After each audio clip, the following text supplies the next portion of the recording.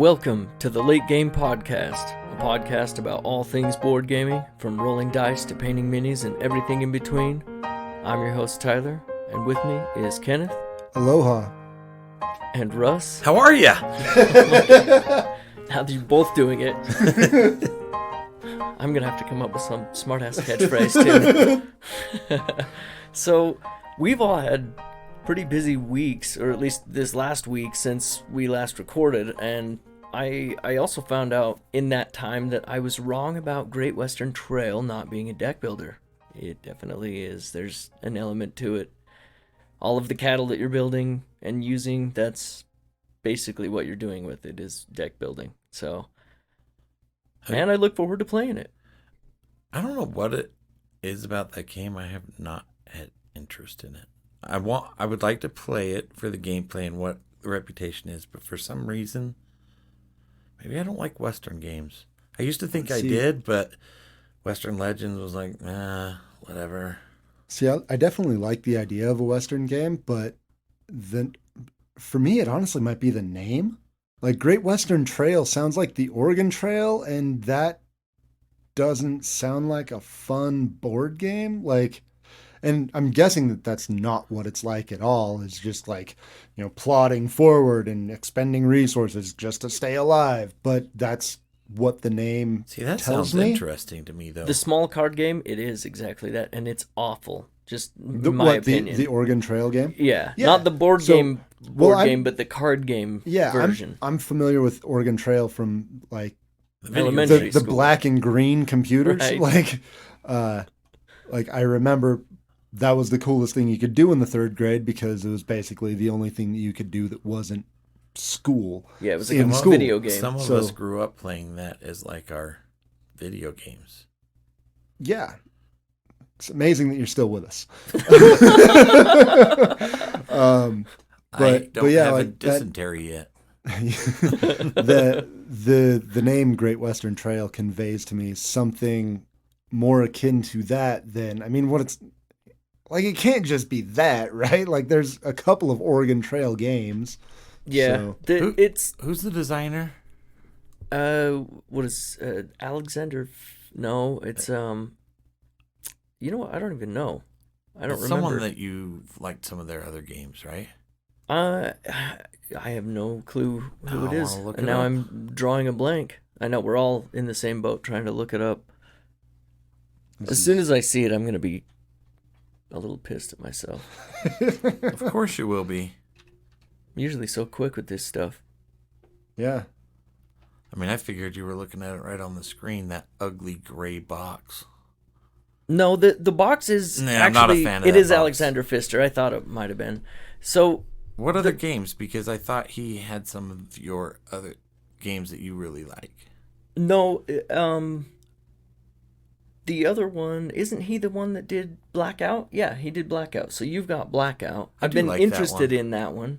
I do like that one. I've thought about culling it for my collection, but then I'm like, it's just such a really clean, somewhat simple game. It uses a rondelle different than we have in other games, but some of the notable, like on his notable games on Board Game Geek, the ones that like jump out to me are Oh My Goods, Mombasa, Broom Service, Blackout Hong Kong, and the new one Maracaibo, which I've heard. I've almost picked that one up. I've heard Maracaibo is similar to Great Western Trail, like better theme though, pirates and stuff. Yeah, whatever.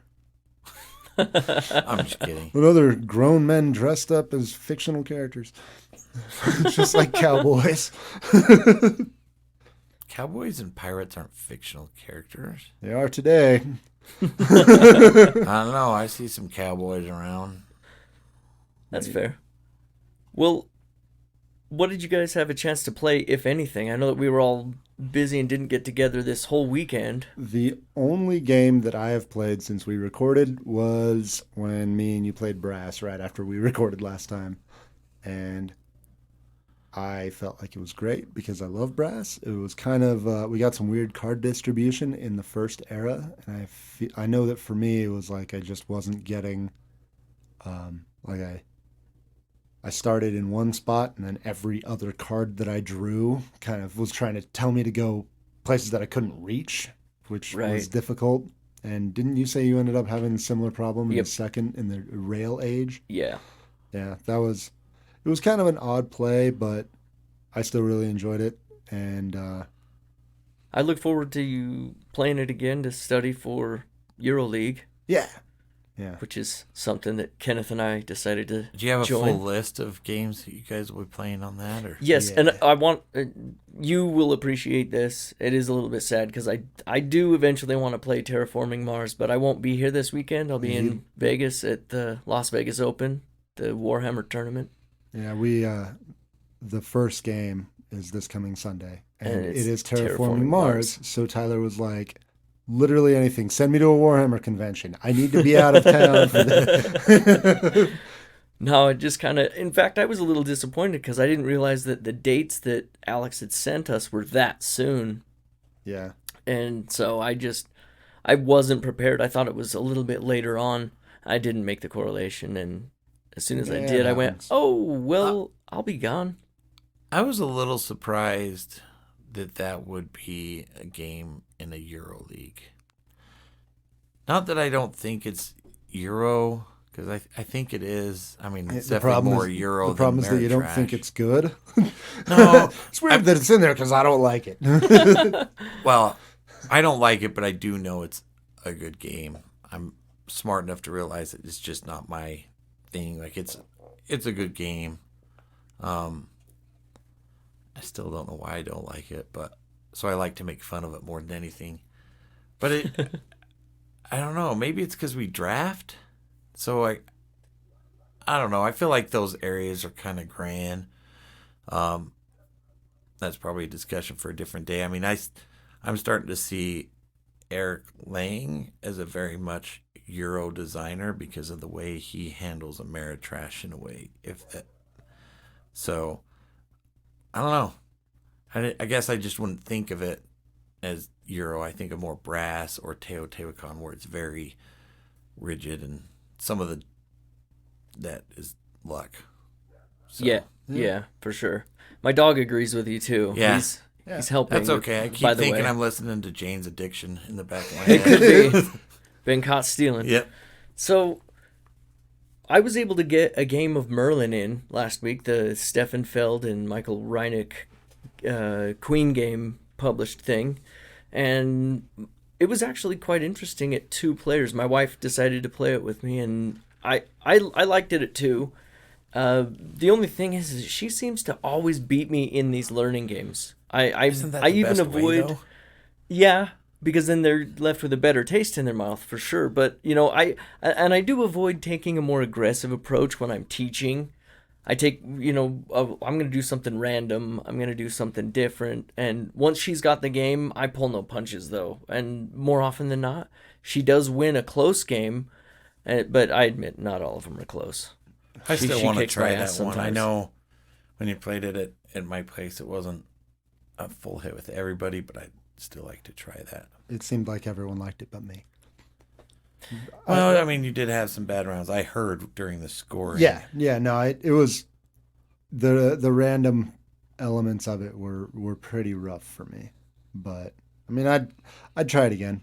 I'm not dying to do so, but Yeah. I wouldn't like if there was if we were in the situation where there was one more person than we needed, I'd probably volunteer to not play. But if there was like, if we had, because it plays 4, right? Yeah. If we had 4 people and someone was like, "Hey, let's play Merlin," I'd be like, "All right, let's play Merlin." Like we should play something good after that. But it was I don't know. It was a bad game of it.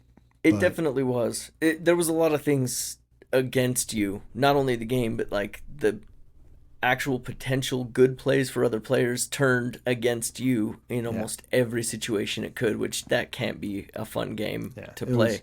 It was rough, but like I'd give it another shot, but I don't see any version of that game like really turning my opinion around.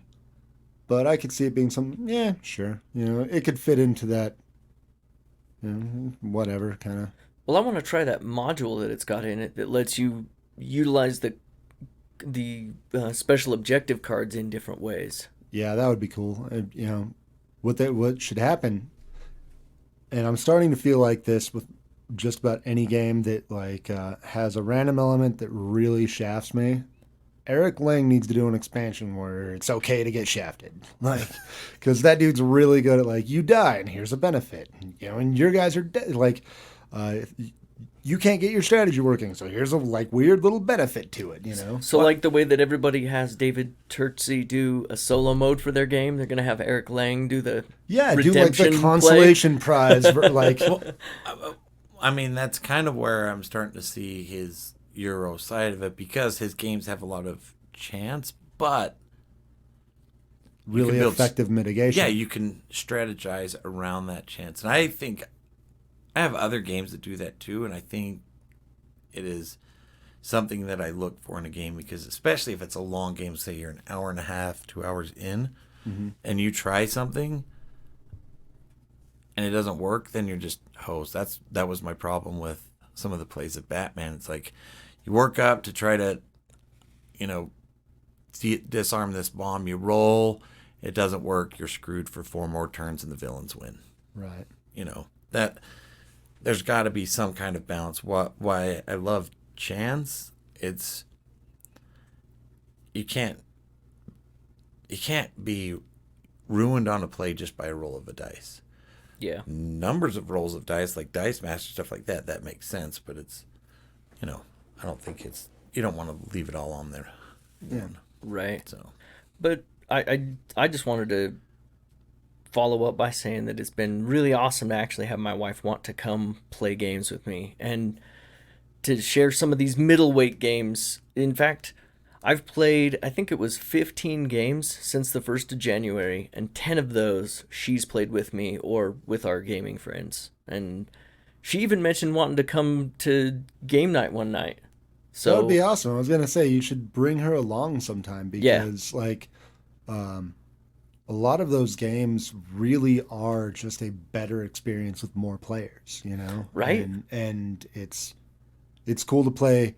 2 players, it's cool to play games. If there's a good solid solo mode, that's great too. But there is something there's some games that are just, the magic happens when you've got the full player count, right? Or at least more than just 2.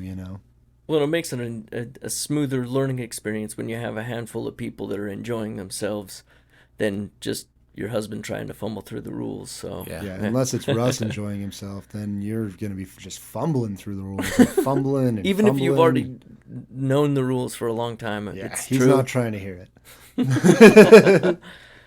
I was able to get my wife to play Crusaders this week. How did that go? Great. I mean, was it a smash hit like it is with everyone else? She didn't hate it. She didn't hate it? How? Okay. So her reaction was the same as Tapestry, where she's willing to give it another go, right? Which is really good. I know I sent you guys a picture. I was so excited she was playing, because I begged her for a little bit. Right. So it's these games where it's, as complicated as Crusaders is, it comes down to 4 actions. You do 1 of 4 actions, and you do it to the strength of however many pegs you move. So it's simple in that way. And then she started to get it a little bit. She ended up beating me. I'm terrible when I teach people games, because I'm more worried about their play than mine, especially if it's a game I like. I worry about them enjoying it so I can get another play out of them. Right. So it's so it's really it's not selfish at all. Oh, no. The first hit's free. The second one, right? It's going to cost you. So, speaking of that analogy, I really learned a lesson this week. We could not get together for games until Saturday night, and I was only able to play Crusaders on Thursday night, which meant that I had all that time to look and research games, and if I'm not playing games, I get this itch to buy games. So I bought 2 games on Friday. It was bad. one was Saturday, one was Friday. I was searching for Abyss because I'm like, I'm finally going to get Abyss, and then all the stores didn't have it. And then I was going to get Res Arcana because of the price range. And then I went into a store and they had Sorcerer City that just shipped everybody deluxe version. And I was like, I think I want that one. And then I walked out, sat in my car, and then I was like, nope, I'm going to buy it. Went back in and bought it.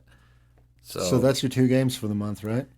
Yeah. Have you put a hold somewhere for your 2 games for February yet? No, but About a week away. I know, but I do have plans for one of them. The question is, how many months have you already decided your games for? And is your 2 games a month thing going to include Kickstarter? I don't think that's part of it. Is that no? And here's the outside thing: of Kickstarter? I told my daughter because we were out at a wrestling tournament, and she's the manager, so she was with me. I'm like, we're gonna stop at this game store. She's like, you only get 2, and I told you guys 2. So I was like, damn it, why did I tell everybody what my goal was? Because now everybody's asking if it's gonna be one of my 2. So the back of my mind, I'm sitting there trying to manipulate around like how to get How can I make it more than 2? yeah. Without having to just answer to the name crackhead from here on out. Yes, because Outlive is one I've had my eyes on, and it's for sale at one of the game stores locally.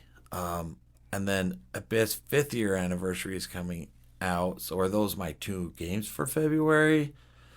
Luckily, we have a convention. I've already told my wife, like, the 2 games a month is out the window for convention months. Like The whole month. It's not It just doesn't count. the whole month, not just the convention So- itself. I mean, the good thing is I do have some Kickstarters arriving, so that like satisfies the itch a little bit. I So- have 8-Bit Attack. Isn't that what it's called? that one's coming. That should be here tomorrow. Root sticker Is got it that fast? printed. Wow. Yeah, Yeah, mine might be coming tomorrow also. yeah. Probably is. I think so. don't know. And I then- know that I got a shipping notice for it like last week or whatever. And then my Root printed today. And then maybe I don't know when the Simon time machine that ships. I don't know. It sounds like they're having to relaunch the whole pledge manager from an update I saw today. Yeah, I don't know. Luckily, mine was through, so Yeah, luckily there's nothing there that I really want. yeah. But this 2 a month, I So will here's- say it's more difficult than I thought, especially when I'm not playing games. Like if I'm playing games, I'm okay. So here's how you can get around it. Obviously, like you've bought your 2 games for January, and then the next 2 you buy are for February, and then the next 2 you buy are for March, and all of that can happen in January. You just keep that tally, and then on your deathbed you go, I was gonna live to 112. Like do the math real quick and just be like, this wasn't part of I was planning on stopping now and living until I was 117 years old.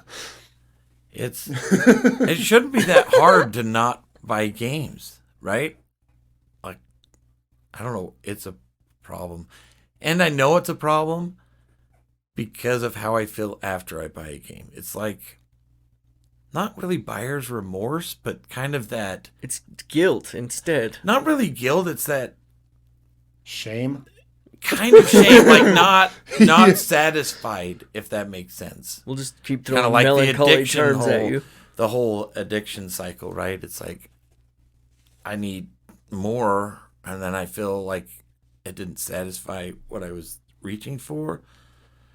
Where if I just play, I'm okay. Like I don't need to go buy them if I play all these ones on my shelf. You need an intervention. Like you actually need that. You genuinely have a problem.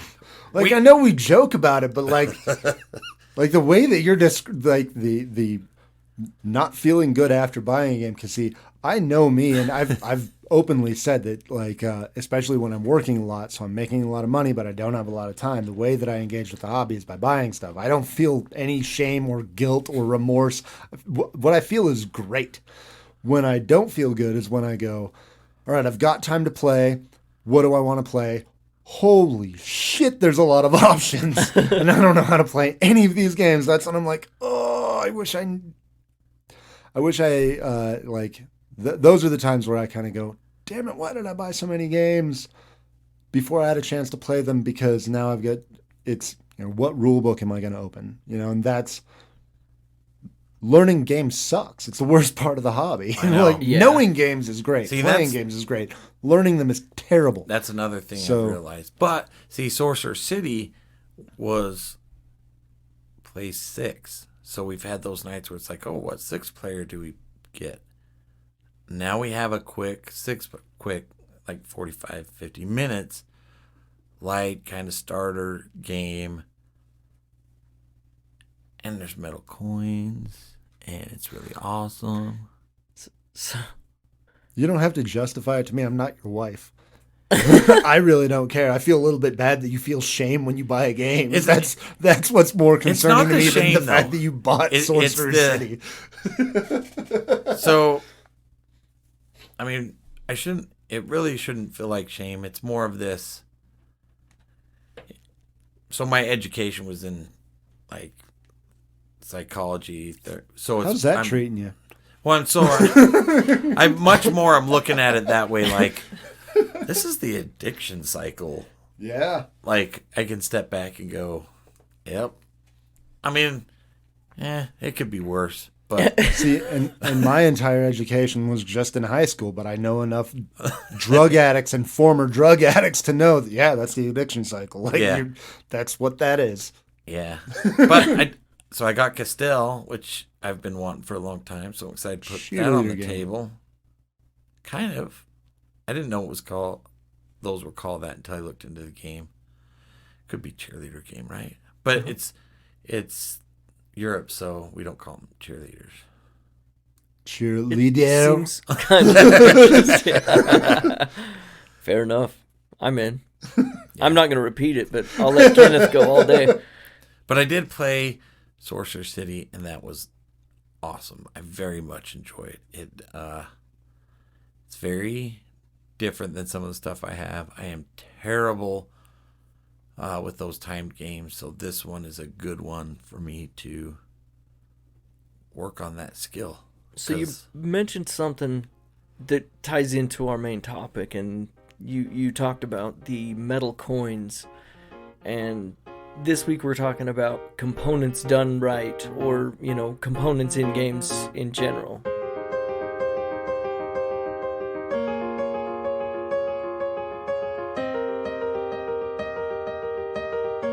Done right or done terraforming Mars. Right. I feel like it's only fair to talk about both sides of, the entire, spectrum, I should say, of components. And I'd like to think that between the three of us, we've played enough games to be able to speak on component quality. Yeah. And when I started in the hobby, I don't know if you guys were the same. I didn't think much about it. I didn't think about wanting to upgrade components in games or do that. Like, oh, it's good the way it is. My perspective on that has really changed. Yeah. And for some games, I feel not necessary, but close to necessary. Like with Quacks. Like, sure, it's great to upgrade the components because it's just nice. But that game, what you do with the cardboard chits, as good as the cardboard is, drastically altered when you can upgrade those to plastic. Like, just better. Yeah. Yeah. I honestly think that the only component upgrade that I generally go for, in my opinion, that doesn't directly impact gameplay, is neoprene mats. Oh, I love me some neoprene. And it's super unnecessary. Like, I mean, card sleeves will, they make it easier to shuffle. I like the feel of them, and they make the game last longer.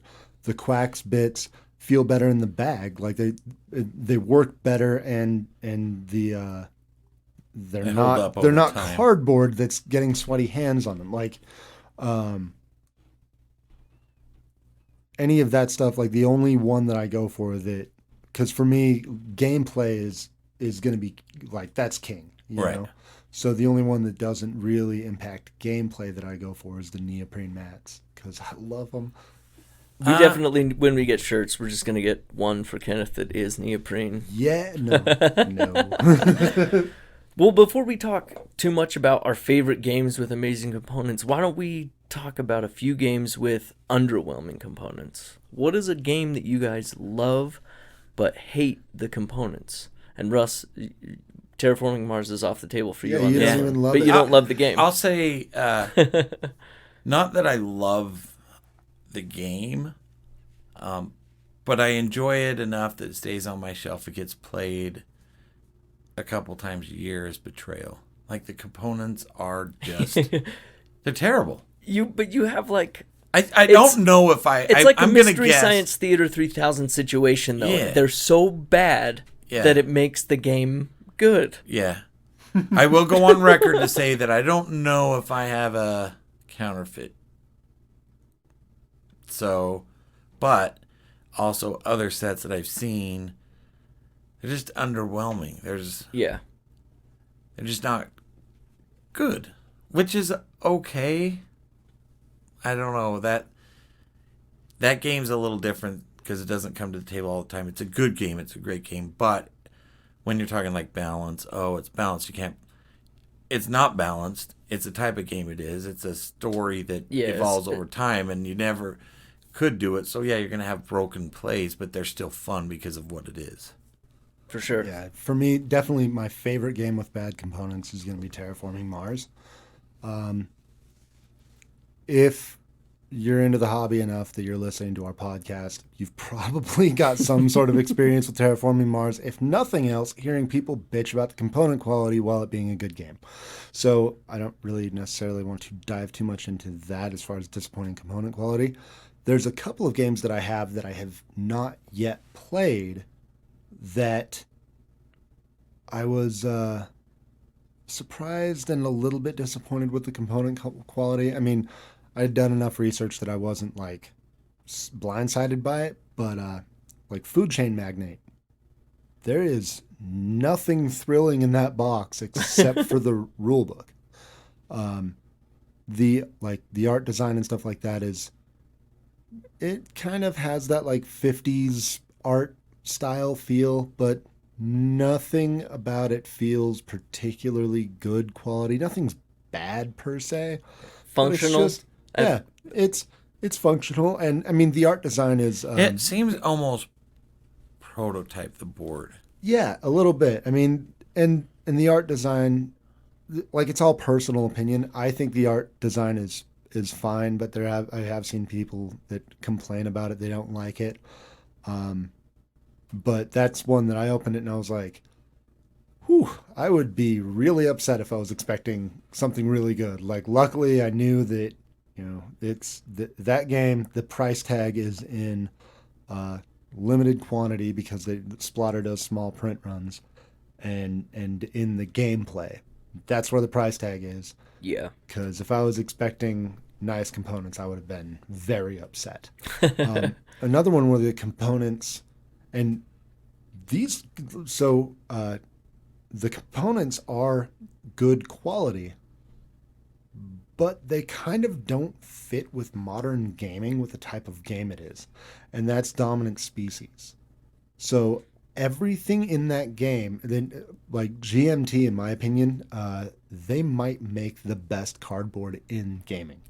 GMT, I have a couple of their games, and they are all just, they feel premium. Well, even things as simple as cardboard and wooden cubes feel great. They have quite a bit of like a war game collection as well, and they have a hell of a cult following with that side of things. Yeah, I mean, I have not played any of them, but I have Dominant Species, I have Space Empires, and I have Liberty or Death. I've opened them all, I've messed around with the components, I've put them in bags, and the components are really nice. But in Dominant Species, there's 6 different players, and they each play a different type of creature. There's like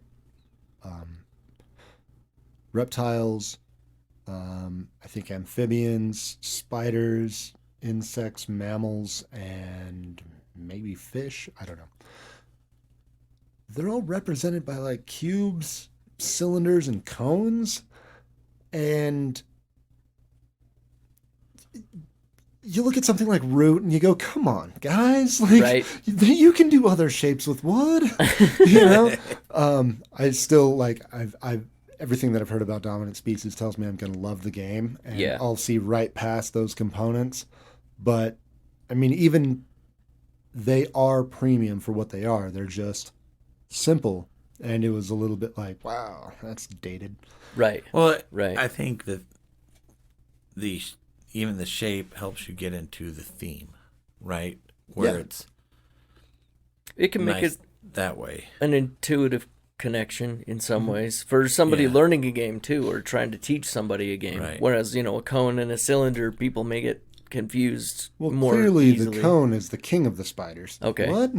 Now I know. What about you? You got any that spring to mind that you love with bad components or have maybe surprised you? What's interesting is I would have to say, as much as I love Merlin, I feel like that could stand to be updated. The art itself is fine and it's not bad, but I think that some nicer dice and a more thorough player board and a couple of things could add to it. The cardboard's fine, but and then the other one that kind of stood out, and I played through about half of it trying to teach myself the mechanics, and that's Great Western Trail.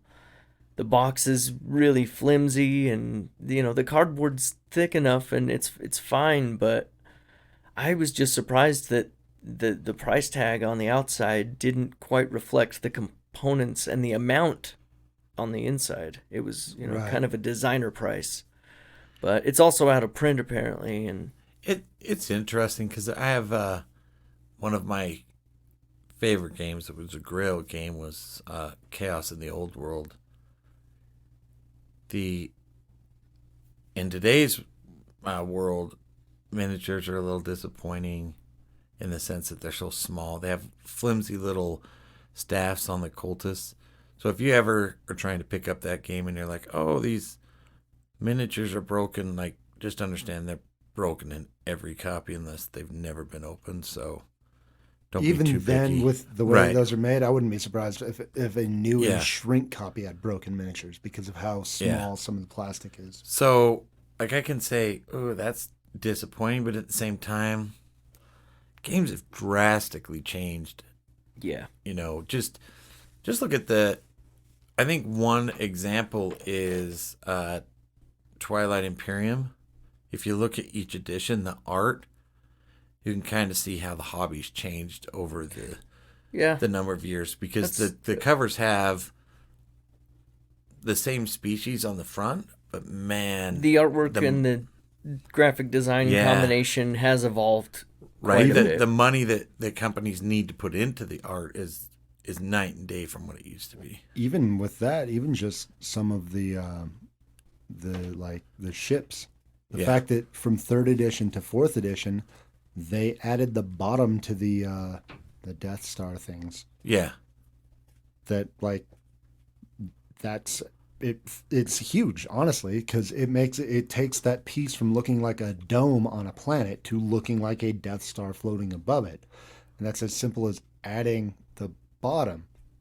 Right. And like that is not like a huge leap, but just from third to fourth edition, that's one of the first physical things that'll kind of jump out at you. and that's where you kind of learn how much the hobby's changed and how much publishers need to put into to really have their games stand out. Because there are games that stand out because of component quality. Well, why don't we talk about some games with amazing components? Are there, kind of to take a flip side on that question earlier, are there any games with great components, but the gameplay just doesn't do them justice? For me, I feel like Western Trail fits here. Those minis are terrific. The Western Legends. or Western Legends, yeah. Okay, I was like, how is Great Western Trail both a Sorry. surprise and It's all the disappointment? Western talk in this episode. But no, I feel like Western Legends fits there because the components were all really well done. Yeah. They were great. I loved the little card country store or whatever it was. Yeah. That was amazing the way that they designed that little thing. Super simple. It fit in the box. It did its job as the storefront. I actually redesigned something like that for Mansions of Madness eventually. Yeah. I'm trying to remember if there's anything. I typically like the games that have the great components. I think it overshadows some stuff. Great Western Legends for me, I'm kind of on the same, but it's, I don't know, has me questioning if I like sandbox games. But I think that's a good example. And even so, I'm more willing to play that than Terraforming Mars. Yeah. Even though I Really? probably feel the same about the two, I'd rather play that. Although the downtime is really bad in that one. So, and you can make games better. 3D printing, that kind of stuff. So That's true. and it does improve the game. I think there's some miniatures games that I think you can just enjoy more if they have miniatures. You can overlook some of the play. I know it's probably not a popular opinion, but I would say Funkoverse for me. I didn't really love the gameplay, but the miniatures, the Funko stuff is pretty fun. Yeah. That's off the top of my head. That's probably the only one I can think of. Right. But that's component plus theme overshadows, for me, not great gameplay. Right. So What about you, Kenneth? Anything come to mind? Honestly, it turns out that it's a great game and I really enjoy it, but the component quality was like seeing it on the table was the first thing that made me go, hey, wait, I actually do want to check this out. And that's Parks. You guys, I know Russ was ranting and raving about it, and I was like, yeah, sure, it's a game about going to national parks. That's great, whatever. And then you kind of pulled it out, and I was like, that looks really nice. Like there's a lot of really nice stuff going on there. And the art is great. And honestly, if there's one physical thing that I go for, it's neoprene. But the number one way to sucker me into a game with component quality is good art.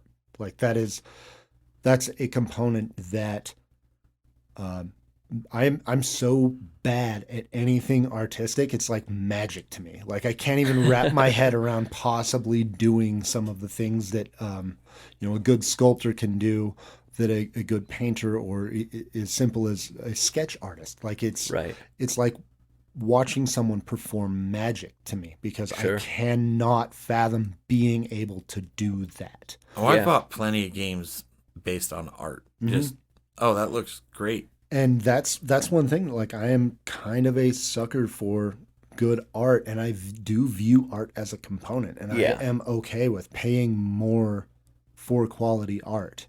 And I think art kind of gets misplaced as a component to the game, which I completely agree with you. It's a big component.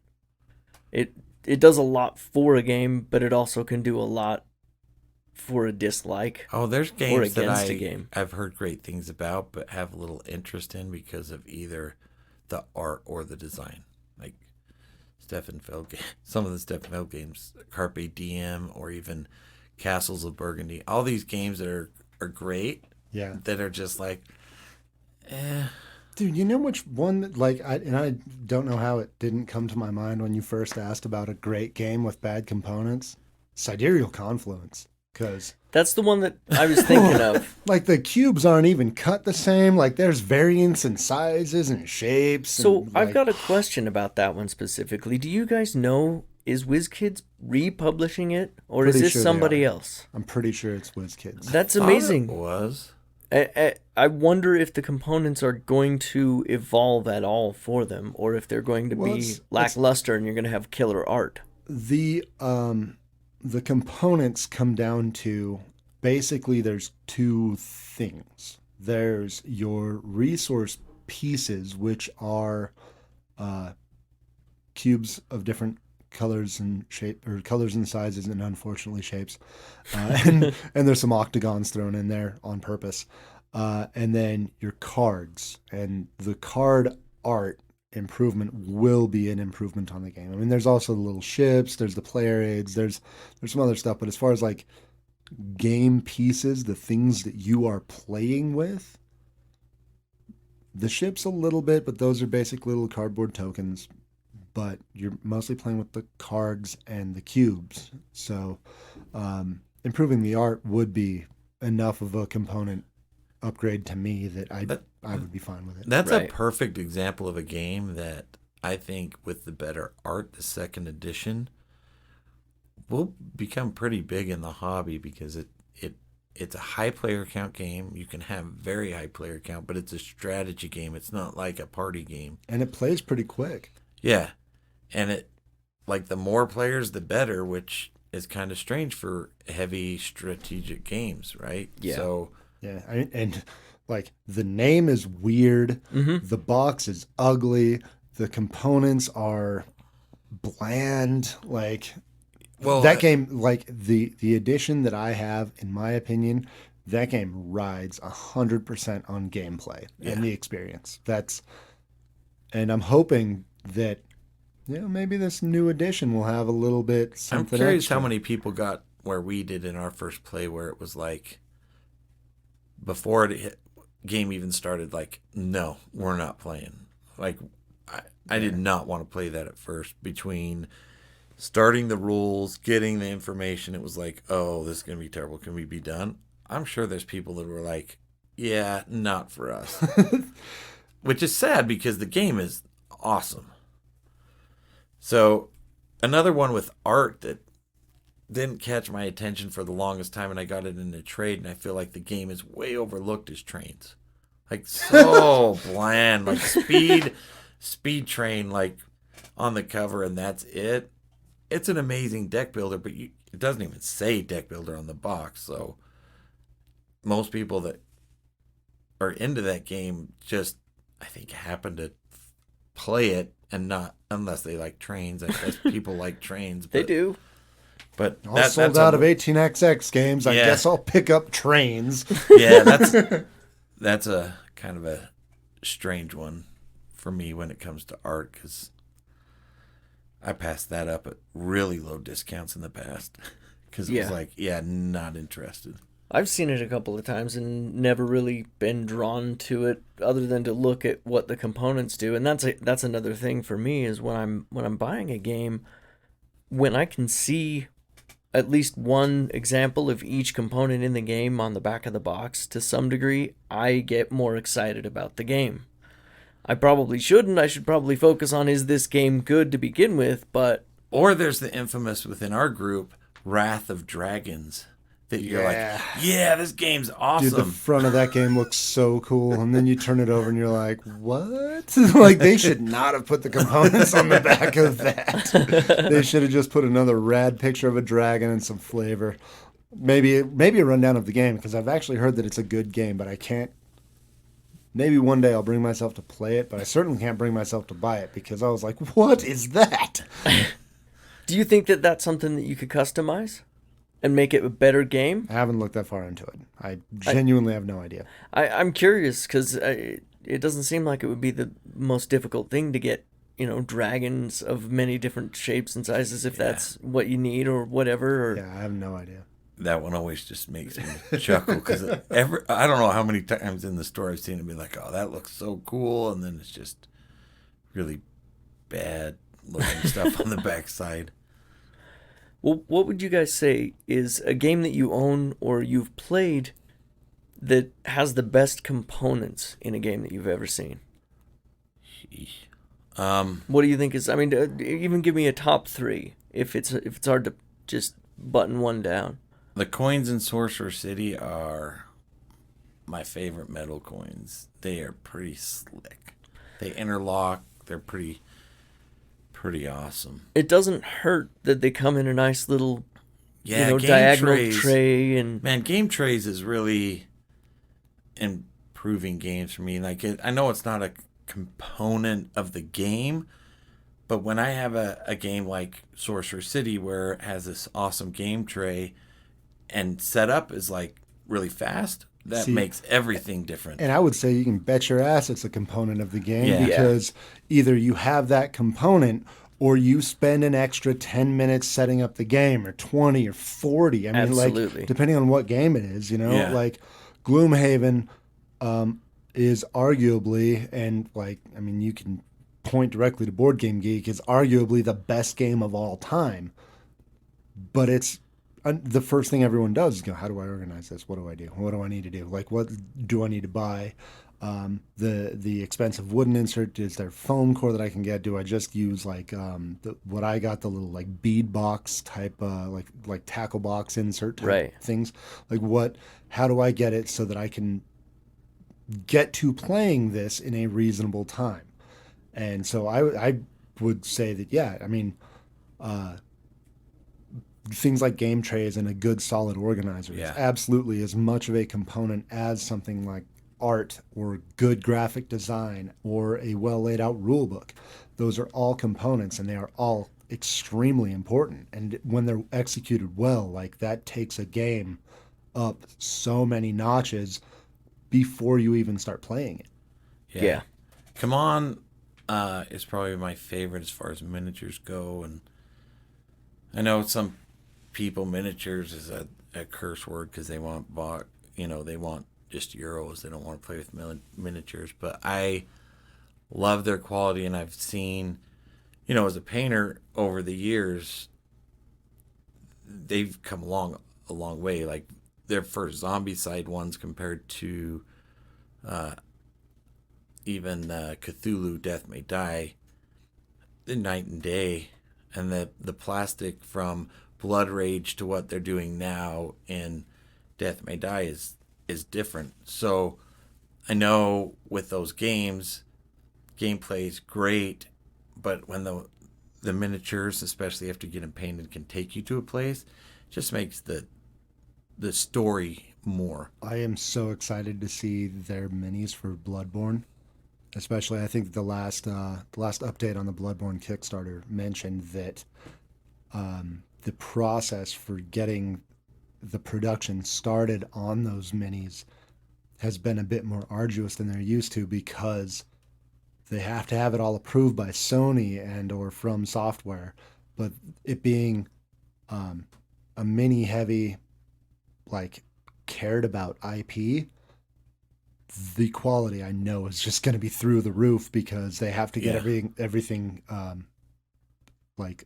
approved, and that's enough of a process that it's impacting production. So it's like they're going to be awesome. I'm really excited. Well, for that. especially when companies kickstart it, because even big companies, like, come on, if they did not do a Kickstarter for some of those games, like they didn't do it for Kick-Ass or Godfather, which I have that I like, good miniatures, but they're not quite the same and not the number of. And I think it's important to realize that if a company puts in the money and it fails, like that could mean doom for the company, not just that one game. And I think that's why Kickstarter is important. I think of what just happened with Monolith.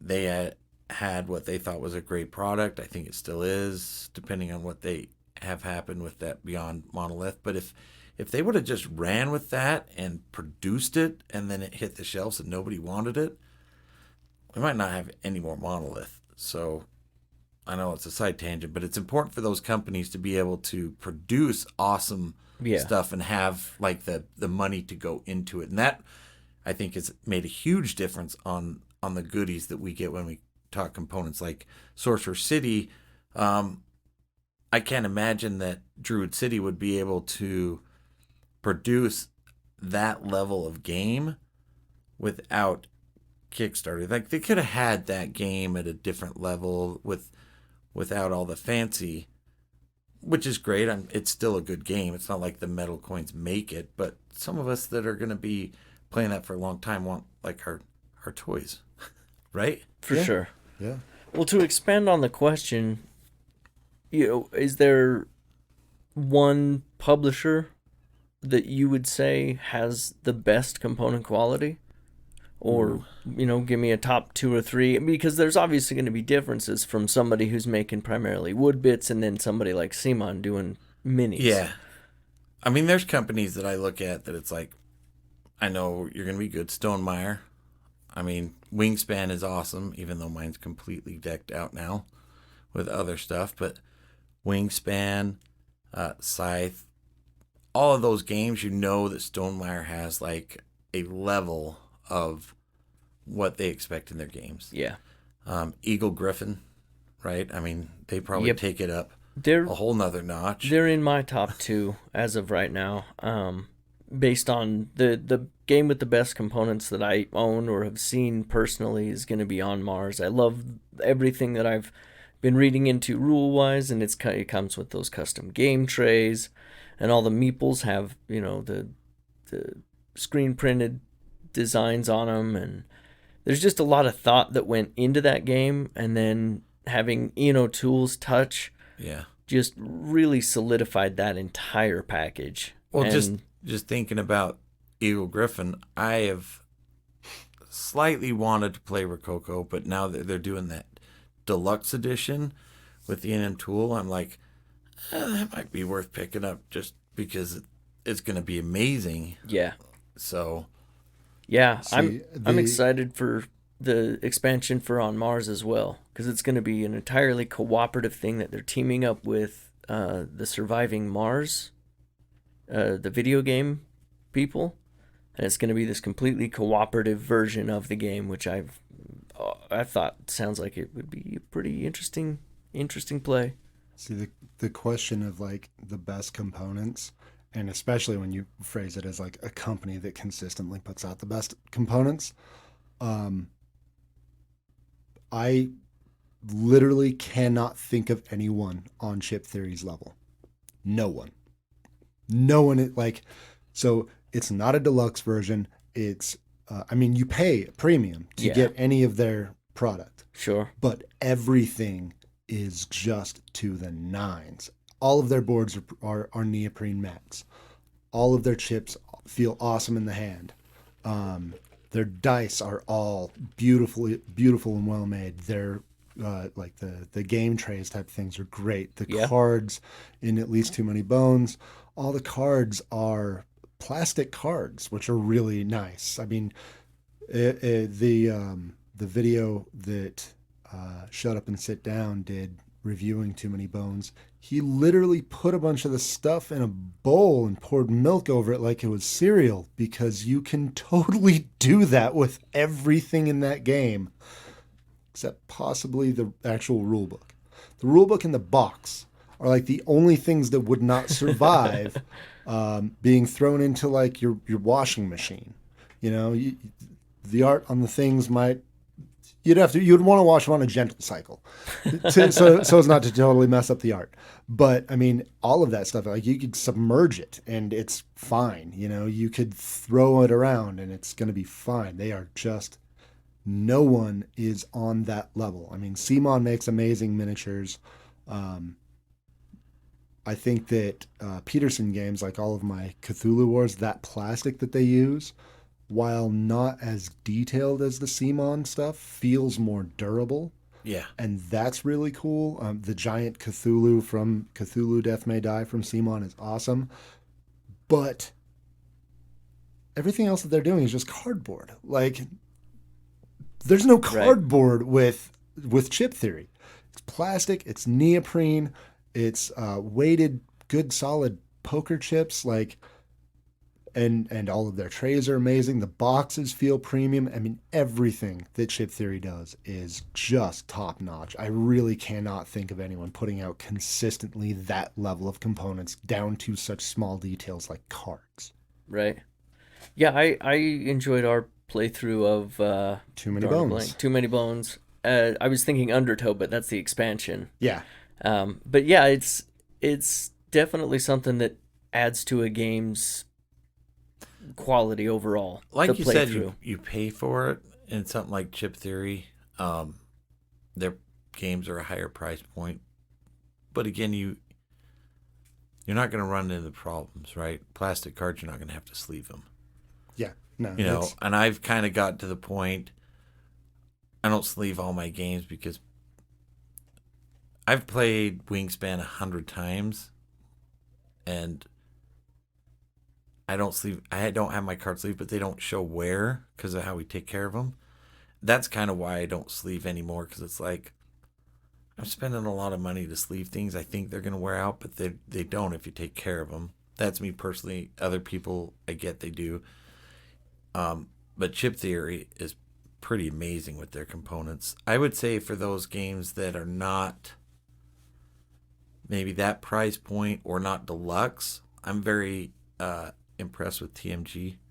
You know, That's another one I wanted to mention like too. Crusaders, low price point, amazing cardboard.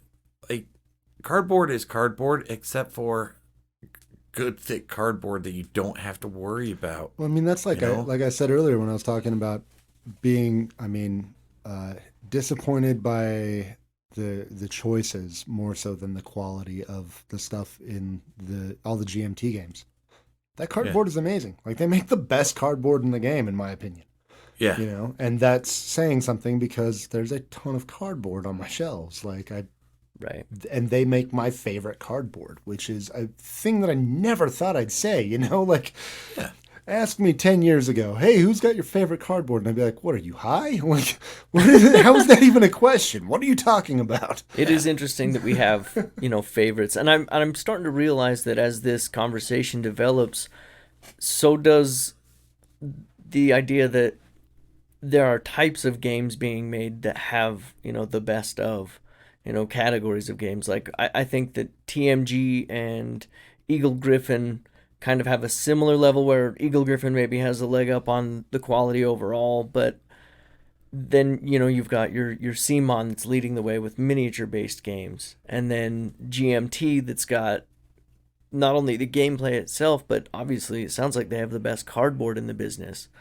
So that it's interesting that, and also nice for us as gamers, that there are so many different companies doing so well in each respective, type of game or category of gamer. I think one thing that sticks out for me in games is if I look at components, it is the player board. Player board catches my eye more than anything. Like Terraforming Mars player board is terrible. But you can get such good ones. I mean, and the official ones that they did on their that Kickstarter, those are nice. But honestly, by that point, I already have some really nice stained wood ones that are really, really nice. But they're not part of. It was an extra thing off of Etsy or something. It's like on Death May Die. Kind of thin player boards, but then they go inside the plastic that has the slots for everything. So I tend to really look at player boards because I like games with either some kind of player board. Right. Scythe has your player board, and he did a great job of, the two double layer yeah. type of thing. Those kind of things to me stick out quite a bit. Absolutely. Everything that I've gotten from Eagle Griffin so far has an amazing player board. And all of them are the double layered and really nicely done, great graphic design. But then again, I think tools like their exclusive art designer with a lot of their big heavy euros, especially with Vital Lacerda. Yeah, Tool is one of my favorite components in any game. Just looking because he did on Mars, right? We were just looking at that. That is awesome. That's a beautiful game. Pipeline. A lot of cardboard. There's not a whole lot of fancy components, but the art and graphic design of Pipeline, I think it is fantastic. Yeah.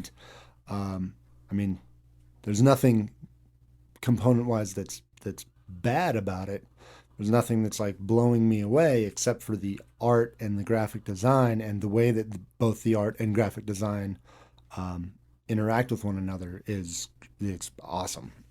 We were talking about with him earlier that he's got such a unique reach. He doesn't. I mean, you can tell when a game is an Ian O'Toole game, but one game doesn't feel exactly the same as the next game. He's got a lot of quality in his reach with what he can do. He's diverse. Absolutely. He's diverse, and he is really good at, there's those games that you look at and you're like, man, an artist went to town on this, and it kind of bled into some of the stuff that could be cleaned up by a good graphic designer. Yeah. And then there's games where you go, man, a graphic designer really did a lot on this. It's too bad there's no art. And with Ian O'Toole, not only does he do each of those things well, he allows them to meet well also, without it being jarring, without it being like, okay, an artist, think of something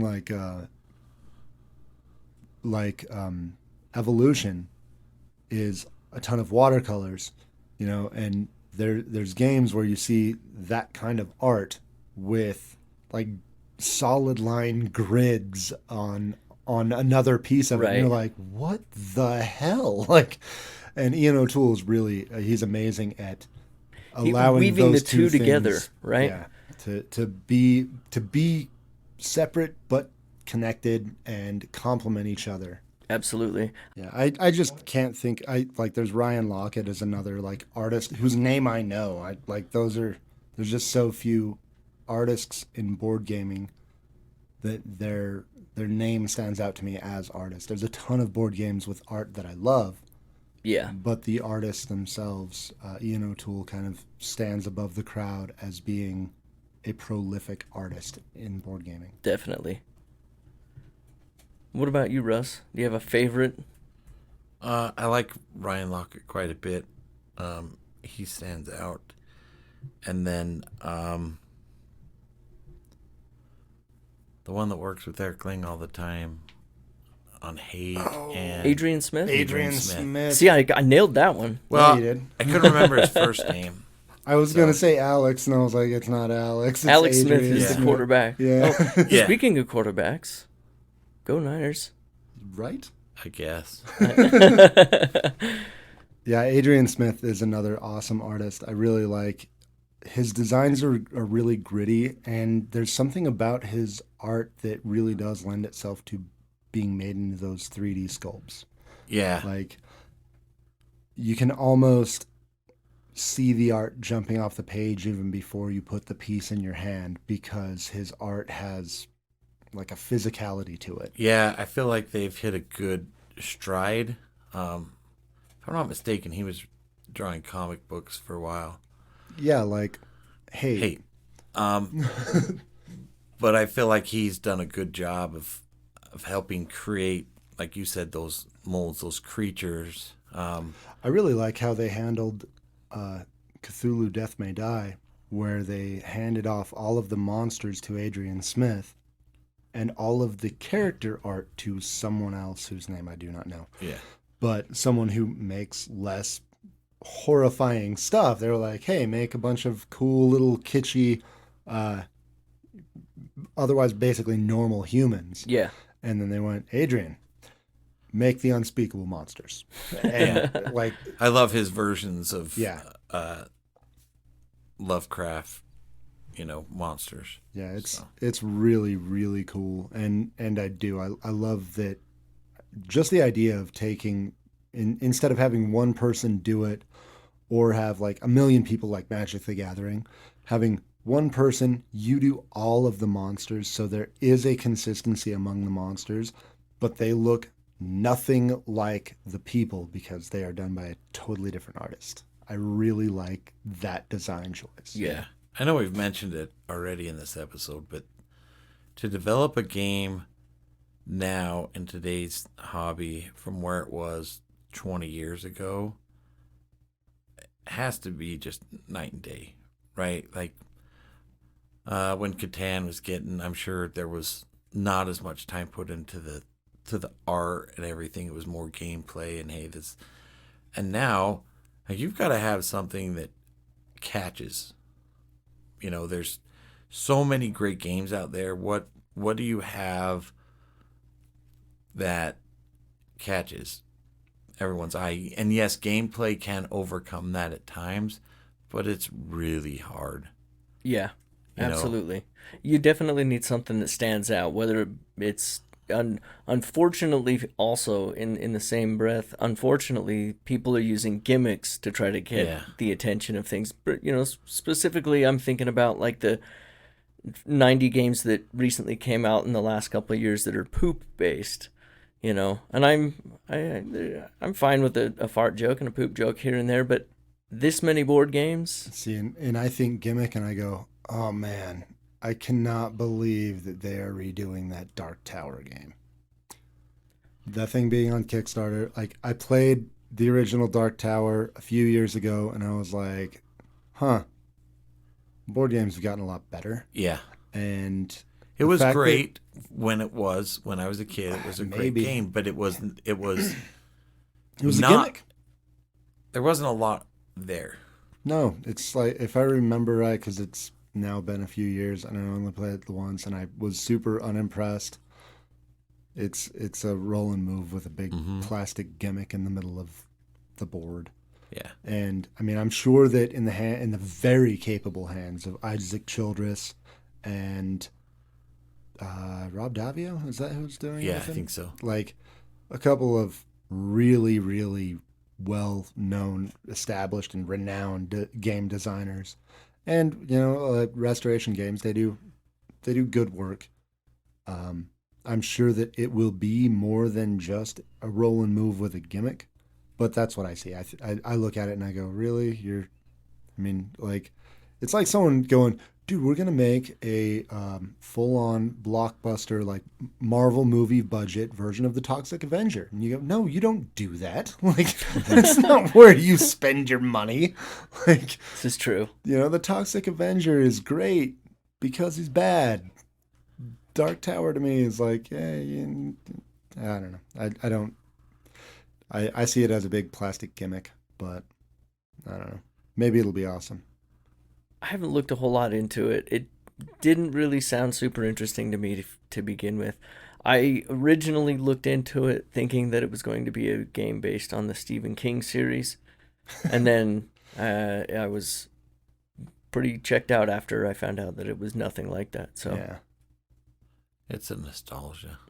I can understand that, but so is Mousetrap, but I don't play that, and I don't see them redoing Mousetrap. I don't know, they redid Fireball Island. Yeah, don't be surprised if they redo Mouse. The big thing that would keep Restoration Games from redoing cool Mousetrap. See, I think the big thing that would hold them back is that Mousetrap is like a Milton Bradley or Parker Brothers or like whatever, one of those like massive games that's just not going to let them have the rights. So you're like, no, you cannot make our game better. Yeah, we're making too much on that already, and their mechanisms barely work. Yeah. Just give me metal coins, I'm good. And I need my neoprene. That's right. And I don't know that I have a necessary thing other than, I guess, decent card stock and cardboard thickness. Really bad card stock for cards is always like, oh, man. Yeah. Why did they send me napkins? Yeah. It's tracing paper. But I know when I'm punching out a game, if it is like Crusaders level cardboard, I'm always like, oh man, this is so nice. It's satisfying. Yeah. Yeah. It's like a less destructive version of breaking glass. Yeah. You get a little bit of that like relief from the process. Well, and you feel like you've invested something that's not garbage. Yeah, that's true. And like those things kind of bring out some of the little touches that you don't necessarily notice consciously. Like brass, the cards have a linen finish that are almost too linen. That's how, like, and it's like right at that sweet spot where they just feel really premium. Or in Wildlands, those cards are almost too stiff. Like those are really, really, for just being like, playing card type stock. That is some really stiff playing cards. And it's like, hey, those are really nice. They feel good in the hand. Yeah. Table presence is important when we're talking components and art and visually. Like, table presence matters. Whatever the company takes to make that, To consider that. Like Crusaders, colors are a little different than most games, and they look gorgeous on the table. Where something like Cthulhu Wars or Glorantha, you can't help but notice the table presence of that game because it's taking all of the table in a good way. And it's very colorful. Like, those are another one that it's like really bright colors, fairly well detailed miniatures. Like, there's a lot to have table presence, not just the amount of table that it takes up. Yeah. And if you're going to be pushing cubes, it's much nicer to do it in a game like Brass, which looks gorgeous, as opposed to something that is not, Yeah. Like, well, and I think one of the important things about that is that not only, I guess the table presence is kind of dictated by how well the components go with it, how much cohesion there is between, all right, this actually looks like it belongs there, and again, it kind of calls back to the intuitive nature of it. If you understand certain things when you just walk up to the table, it can be a lot more engaging right off the bat. If you're not guessing a whole lot about what is going on, it can be a more inviting table presence. And for me, getting new people to the table, something like Parks is going to be much easier to draw them in than something that doesn't have that visual or the beauty. Right. It's just that thing, especially with Parks, of, it's always going to be easier to say, hey, sit down and spend some time with me and this pretty thing, rather than, hey, come spend an hour looking at garbage. It's going to be easier with something like Parks. For sure. And you heard, I'm sure, about the expansion coming out. I didn't even get to finish my question. I might actually get in on that because they're doing like the reprint and stuff. Mm-hmm. I might just have to get in on that. Even like I don't know. Like, I never would have imagined that I would feel like I need that game, but it is just really, really good. It kind of has an inviting nature to it, and not to just play on words with nature, but in all seriousness, the game itself, I don't think there's a single person that is interested in gaming at all that wouldn't enjoy that game. Yeah. I would like to see Chip Theory do a full-on like camping, outdoors, weather-ready version of it, because they totally could. Well, that's like Freshwater Flies, the same kind of outdoorsy, but really cool components, good cards. And, I think this is the future of the hobby is going to be, there's a lot of great designers, a lot of good gameplay out there. I think companies are going to realize they have to stand out. Like, yes, there's going to be great games that'll overcome that, but you're going to have a collection of games that you want to have a collection of games. Right. So. Well, there's one more like component thing that I just crossed my mind that I want to give a quick shout out, and that is Abomination. I mean, overall, the art design is gorgeous and stuff, but one thing that they did where each of the body parts essentially make up like 5 different monsters or whatever, but they all interlock and they can mix and match so that like your monster is like an amalgamation patchwork. I love that. I love that they made the multiple different monster pieces. absolutely. Which is a perfect example of how it affects gameplay. Like, sure, you could have just had cubes that represent an arm, or a cube that represents the head. No, it's not the same represent game. Flesh and blood and something else. Components impact gameplay. For sure. Absolutely. Well, and I'm looking forward to, I just completed the survey and paid for the shipping on the second Kickstarter, Red Outpost, that should be here in April or May. What? And the component quality of that is Maybe I should double check. pretty nice. I haven't got an email that I passed up. They're looking at doing the screen printing thing again, which I'm pretty fond of now that I've got a couple of games that have that touch. When should that game come? It'll be April or May. They're shooting for April. You can pick it up locally in April, they're saying. I was going to ask, are you local pickup? No. Yeah, me neither. I was like, I didn't know the drive how it down was gonna there be. is probably as much as they're charging for shipping. It was $6 or something. Yeah. And then $1 for sleeves for the entire game, which is another component to the game. I actually bought 2 sets because I figured I can use those sleeves for other games. Yeah, it's only $1 for $1 so and many. then the second set was $2.50. So I was like, I didn't realize it until I was opening it and kind of looking at it, but I got the sleeve set for Machina Arcana along with all of the neoprene. And it's a really nice sleeve set with all the different size cards and stuff that they have. I was pretty impressed by it. yeah. That's awesome. Another, a few things that are on Kickstarter right now that I really, really want to shout out. Number 1, Oath looks rad. I'm excited about it. It's a new one from Letter Games, designed by Cole Worley, who did Root, and it's like a not less overhead, less commitment legacy type game where instead of there being a story that you play through, the story comes through in the game. It just looks awesome. It's like he described it as his. Where did I read? I read somewhere that it was his hate letter to legacy games and to Civilization games. But it seems like a perfect way to do both of those, in my opinion. So, I guess if he's gonna write hate letters, I want to read them. Sure. And that one has the same artist as Root, and I am not super stoked that I can't remember his name. I But believe that it's dude Kyle does- Farron. Yes, that sounds right. But he does awesome art. He did, I believe, he also did the art for both of the Vast games. Yep.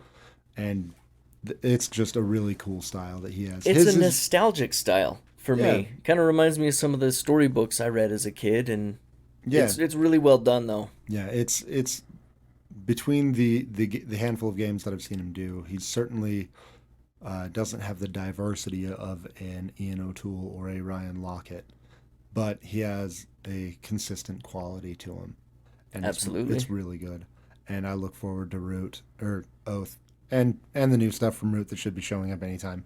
Another one that caught my eye that looks awesome and is super cheap is called Knife Tank.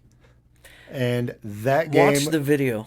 yeah, go to the Knife Tank Kickstarter page, watch the video at full volume. Yep, at work. They've got some. There's no swearing. It's just a really good song. Yeah, it basically looks like a bunch of guys having a party playing this seemingly kind of ridiculous card game that has some genuine tactics mixed with some what's Dexterity that called? Dexterity stuff for sure. elements. And it looks like it's just a blast, like a really lighthearted game. It's only I want to say it's $15, then $5 for shipping. And the art's cool, and the video has kind of cool rock sound with a metalcore dude doing a little bit of screaming, and then this nerdcore rapper named Beefy literally rapping a rundown of the game. Yeah, exactly. As they're playing it on the video. It is The video really, explains really cool. the game, which it's an enjoyable way to take in, a brief, what is this game about? Yeah. I hope more people kind of pick up this ball and run with it. Yeah. So that's definitely a small project that I'm excited about. It gives me a similar vibe of silliness and simplicity to Satanimals, which I was very happy with. And I also had the Guar deck builder was delivered today, and I'm stoked on that. I'm pretty excited about playing that one too. Yeah. Sounds like a good time, regardless. Interested to kind of see how it plays out, just knowing Guar for what they've done musically. I'm interested to see what they can do. I mean, hopefully it's not terrible in card form. Because, it very well could be. IP Maybe games. that's one of its strengths. Yeah, IP games aren't always known for being particularly good, and a band is a weird IP to go with. Yeah, for sure. If anyone, Guar is the right band for it, though. So, Yep, I can appreciate that. Yeah. Well, anything else Russ Nope. has to say? He went How you silent feeling there about the for a minute. Glorantha Kickstarter? Oh, you is that what super he's- stoked on that? I really don't like that it's only 15 days because Peterson is usually longer. So I was like kind of budgeting like, oh, I got 30 days. Yeah, no. Yeah. 15 days. And I'm not super excited about the delivery date of November 2021. So, Yeah. That's a little while. Yeah, I it's mean, I kind of expected that anyway, but it's like if they say November 2021, then that's probably really March, April of 2022. could be. So, I don't know. I I mean, don't I know. love the game. I need to get my copy to 6 players, so kind of between a rock and a hard place. Yeah. Save your money. Just back knife tank. Oh yeah, you save a lot of money going that route. Yeah, it's only $15. Might Yeah, have I to know, do dude. that. It's really cheap. And it looks awesome. And when we're not recording, you'll have to play that video at full volume because it's fantastic. Well, speaking of not recording, I think it's time we wrap up. So please rate and review the show on iTunes, Stitcher, Spotify, or whatever podcatcher that you use, or just simply send us an email to thelategamepodcast@gmail.com. You can also find us at thelategamepodcast.com and at The Late Game Podcast on Twitter, Facebook, Instagram, and YouTube. Thanks again for staying up with The Late Game.